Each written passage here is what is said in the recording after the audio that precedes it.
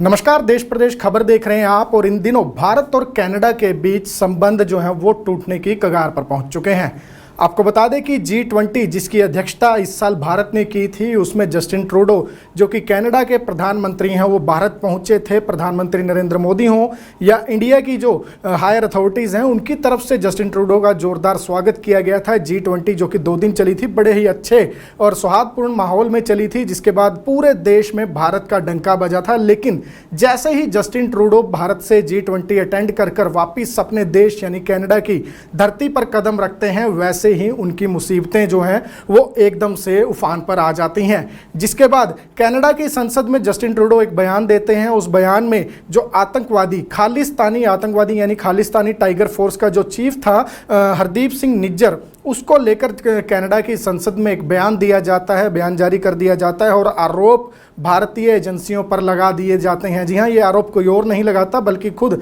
Canada के prime minister Justin Trudeau लगाते हैं। और वो ये कहते हैं कि जो खालिस्तानी टाइगर फोर्स के चीफ हरदीप सिंह निज्जर की हत्या हुई थी 18 जून को कनाडा में, उसके पीछे कहीं ना कहीं जो कनाडा की जांच एजेंसियां जांच में जुटी हुई हैं, उन्होंने ये आशंका जताई है, ये संदेह जताया है कि ये हत्या भारतीय के इशारे पर की गई है, भारतीय एजेंसियों द्वारा ये हत्या की गई है। और कनाडा अपनी सरजमी पर किसी भी और देश की दखलंदाजी बर्दाश्त नहीं करेगा। कनाडा अपने कानूनों के साथ किसी भी तरह का जो षड्यंत्र है, या फिर यूं कहें कि कनाडा अपने नियमों को कानूनों पर किसी भी तरह से ताक पर नहीं रखेगा और किसी भी बाहरी मुल्क को कनाडा की सरजमी पर ऐसा काम नहीं करने दिया जाएगा। और इसके बाद कनाडा ने भारत के जो टॉप डिप्लोमेट कनाडा में तैनात किए गए थे उन्हें तुरंत देश से निकलने के आदेश दे दिए। वहीं भारत भी तुरंत कनाडा की इस हरकत पर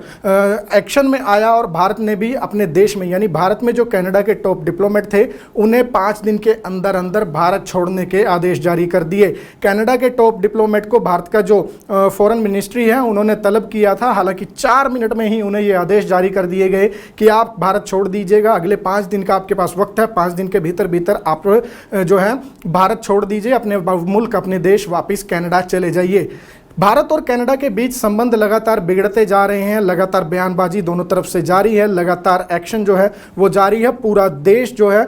चाहे वो भारत है, कनाडा है, और उसके साथ साथ अगर हम बात करें तो पूरे वर्ल्ड की जो अलग अलग कंट्रीज़ हैं वो भारत और कनाडा की एक एक चीज़ पर इन दिनों निगाह बनाए हुए हैं। क्योंकि संबंध एक जो सौहार्दपूर्ण अच्छे पॉजिटिव संबंध थे, पॉजिटिव रिश्ते थे, उनमें कहीं ना कहीं दरार पड़ चुकी है। और दरार पड़ने का भारत को काफ़ी, हम कह सकते हैं कि जहाँ कनाडा को इसका काफ़ी नुकसान हो सकता है, तो वहीं भारत पर भी इसका बड़ा असर पड़ेगा। किस तरह से असर पड़ेगा उस पर भी हम थोड़ी चर्चा जरूर कर लेते हैं। क्योंकि आपको ज़रूर ये जानना होगा कि अगर भारत और कनाडा के संबंध बिगड़ते हैं तो किस किस वर्ग पर उसका असर पड़ने वाला है। और अगर वाकई ये जो आपसी विवाद चल रहा है, आपसी मनमुटाव भारत और कनाडा के बीच में पैदा हुआ है, खालिस्तान को लेकर जो ये मनमुटाव पैदा हुआ है, आपको सबसे पहले छोटी सी जानकारी ये भी दे देते हैं कि जस्टिन ट्रूडो को खालिस्तानी समर्थक क्यों बनना पड़ा, जस्टिन ट्रूडो को खालिस्तानियों के समर्थन में क्यों खड़े होना पड़ा, ये भी आज बड़ा सवाल है। और इस बात की भी हम जानकारी आपको दे देते हैं कि जगमीत सिंह जो कि कनाडा में एक अपनी पार्टी चलाते हैं, खालिस्तानी समर्थक हैं, जगमीत सिंह के 20 से ज़्यादा सांसद हैं कनाडा में, और उन्हीं के समर्थन से जस्टिन ट्रूडो की सरकार कनाडा में बनी हुई है। अगर जगमीत सिंह अपना समर्थन जस्टिन ट्रूडो की पार्टी से वापस ले लेते हैं तो जस्टिन ट्रूडो की सरकार कनाडा में गिर जाएगी। और आकलन यही है कि आने वाले दिनों में कनाडा में फिर से चुनाव होने वाले हैं और जस्टिन ट्रूडो बिना खालिस्तानी समर्थकों के वहां दोबारा सत्ता में नहीं लौट सकते। और शायद यही वजह है कि जस्टिन ट्रूडो इन दिनों खालिस्तानियों की वाणी बोलते हुए नजर आ रहे हैं। हालांकि खालिस्तान बनाना कोई इतनी आसान चीज़ नहीं है, लेकिन हम बात कर रहे थे संबंधों के बाद जो विवाद छिड़ा हुआ है, संबंध बिखड़े हुए हैं, उनसे क्या कुछ असर पड़ेगा। तो सबसे बड़ा असर जो है वो पड़ने वाला है स्टूडेंट्स पर, या फिर वर्क परमिट पर, स्टडी वीज़ा लेकर जो स्टूडेंट्स भारत से कनाडा जाते हैं उन पर इसका सीधा सीधा असर पड़ने वाला है। क्योंकि आप लोग जानते हैं कि भारत से, खास तौर पर उत्तर भारत से, हरियाणा, पंजाब, हिमाचल की अगर मैं बात करूं, हरियाणा के बहुत बड़ा हिस्सा है, पंजाब के बहुत से गांव शहर हैं, चंडीगढ़ है, हिमाचल है, इन जगहों से बहुत से स्टूडेंट्स 100-200 हज़ार नहीं लाखों की संख्या में स्टूडेंट हर साल कनाडा जाते हैं। फिर चाहे वो स्टडी वीज़ा पर जाएं, फिर चाहे वो वर्क परमिट लेकर जाएं या फिर पीआर के लिए जाएं, बहुत से लोग जो हैं वो इन दिनों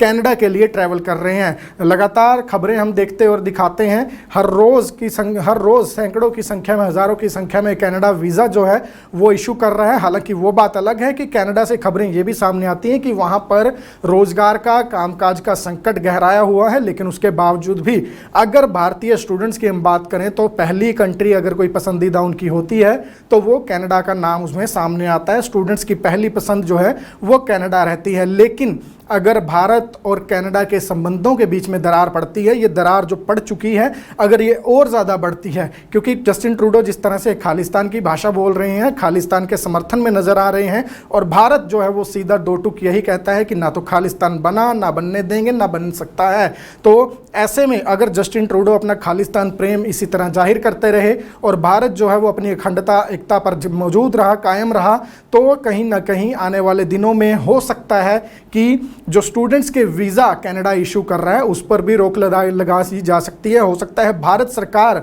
जो है वो अपने स्टूडेंट्स को ये निर्देश जारी कर दे कि कुछ समय के लिए, जब तक ये हालात ठीक नहीं हो जाते, स्थिति सामान्य नहीं हो जाती, कनाडा खालिस्तान को लेकर अपना स्टैंड क्लियर नहीं कर देता, तब तक स्टूडेंट जो हैं वो कनाडा जाना अवॉइड करें। क्योंकि बहुत बड़ा हिस्सा है, लगातार कनाडा से वीडियो सोशल मीडिया पर भी सामने आती हैं, आपने भी देखी होंगी कि खालिस्तान की कोई भी मूवमेंट हो उसे कनाडा में पुरजोर चलाया जाता है। कोई रैली हो, कोई कार्यक्रम का आयोजन हो, इस तरह की बहुत सी चीज़ें जो हैं वो कनाडा में खुलेआम जो हैं वो की जाती हैं, रैलियां निकाली जाती हैं, खालिस्तान के झंडे लहराए जाते हैं, खालिस्तान के समर्थन में आवाज़ कनाडा में खुलकर बुलंद की जाती है। कुछ दिन पहले की अगर हम बात करें, थोड़े साल पहले की, ऑस्ट्रेलिया में भी एक इसी तरह का मामला सामने आया था। एक अकेला भारतीय जो है, हरियाणा का युवा था, वो खालिस्तानी समर्थकों से भिड़ जाता है। वहाँ पर खालिस्तानी समर्थक जो हैं वो खालिस्तान जिंदाबाद के नारे लगा रहे होते हैं, तो वहीं अगर जो हरियाणा का युवा था वो भारत माता की जय के नारे लगाता है और आपसी भिड़ंत वहाँ पर हो जाती है। तो ऐसे में इस तरह की स्थिति कनाडा में ना पैदा हो, क्योंकि विदेशी कानून होंगे, कनाडा का अपना लॉ होगा, कनाडा की सरजमी होगी। कनाडा इन दिनों साफ तौर पर जो है समर्थन कर रहा है खालिस्तान का। तो अगर खालिस्तानियों के सामने या फिर खालिस्तानियों का कोई कार्यक्रम, रैली ऐसी निकल रही होती है और वहाँ पर कोई एंटी खालिस्तानी समर्थक, यानी कि जो सच्चे भारतीय कभी नहीं चाहेंगे कि खालिस्तान बने, खालिस्तान के लेकर किसी तरह की मूवमेंट चले, वहाँ पर वो आमना सामना अगर कहीं होता है तो कहीं ना कहीं नुकसान का जो आशंका है वो भी लगातार बनी हुई है। उसके बाद अगर हम बात करें तो जो स्टूडेंट्स वहाँ पर मौजूद हैं उनसे भी कहीं ना कहीं, उनको लेकर भी जो हमारी मिनिस्ट्री है एक्सटर्नल अफेयर्स की, वो भी कुछ ना कुछ कदम इन दिनों ज़रूर उठा सकती है। लेकिन सबसे बड़ा असर जो है वो इस वक्त यही नज़र आ रहा है कि जो स्टूडेंट्स जिनकी फाइलिंग हो रखी है, फाइलिंग की अगर मैं बात करूँ तो डेली अगर हम बात करें तो इंडस्ट्री में हज़ारों की संख्या में फाइल्स जो हैं वो कनाडा के लिए लगती हैं। लाखों वीज़ा जो हैं वो भी अंडर प्रोसेस होंगे और कई वीज़ाज ऐसे होंगे जो बिल्कुल अराइवल की स्टेज पर होंगे कि वीज़ा आने वाला है। बच्चों ने अपनी तैयारी भी कर रखी होगी, स्टूडेंट्स ने कनाडा जाने के लिए, और ऐसे में इस तरह की स्थिति भारत और कनाडा के बीच पैदा होना कहीं ना कहीं स्टूडेंट्स के लिए ज़रूर चिंता का विषय बनता हुआ नज़र आ रहा है। और हमारी भी बतौर देश प्रदेश हम आपसे यही रिक्वेस्ट भी करेंगे, अगर आप कनाडा जाने की सोच रहे हैं, कनाडा की फ़ाइल लगवाने की सोच रहे हैं, कनाडा में स्टडी, वर्क या फिर पीआर के लिए सोच रहे हैं और अभी तक आपने फ़ाइल नहीं लगाई, तो सबसे पहले तो आपको लिए हम यही रिक्वेस्ट आपसे करेंगे कि जब तक स्थिति नॉर्मल नहीं हो जाती तब तक फाइलिंग ना कीजिएगा। क्योंकि जो